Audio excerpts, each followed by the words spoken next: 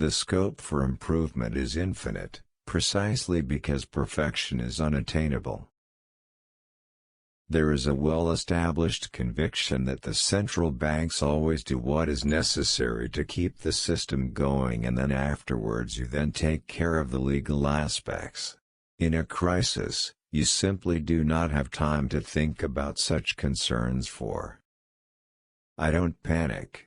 The same thing applies to me as to everybody else, so I'm given to euphoria and despair. And I would say that I basically have survived by recognizing my mistakes. A lot of the evil in the world is actually not intentional. A lot of people in the financial system did a lot of damage without intending to.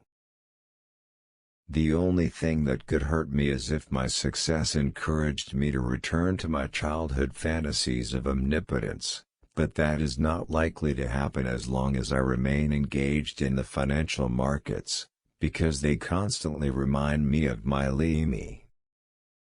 Market prices are always wrong in the sense that they present a biased view of the future. The reality is that financial markets are self-destabilizing. Occasionally they tend toward disequilibrium, not equilibrium. My conceptual framework, which basically emphasizes the importance of misconceptions, makes me extremely critical of my own decisions. I know that I am bound to be wrong, and therefore am more likely to correct my own mistakes. Market prices are always wrong. The trouble with institutional investors is that their performance is usually measured relative to their peer group and not by an absolute yardstick. This makes them trend followers by definition. I think there's a lot of merit in an international economy and global markets, but they're not sufficient because markets don't look after social needs. As I discovered, there is a great deal of similarity between a boom-bust process in the financial markets and the rise and fall of the Soviet system. I would be lying, however, if I claimed that I could always formulate worthwhile hypotheses on the basis of my theoretical framework.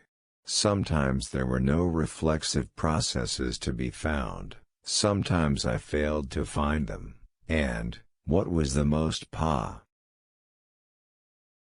Hedge funds are a very efficient way of managing money. But there are clearly some risks. Hedge funds use credit, and credit is a source of instability. Transactions involving credit should be regulated. The financial markets play an active role in determining what's going to happen, how the economy is going to function.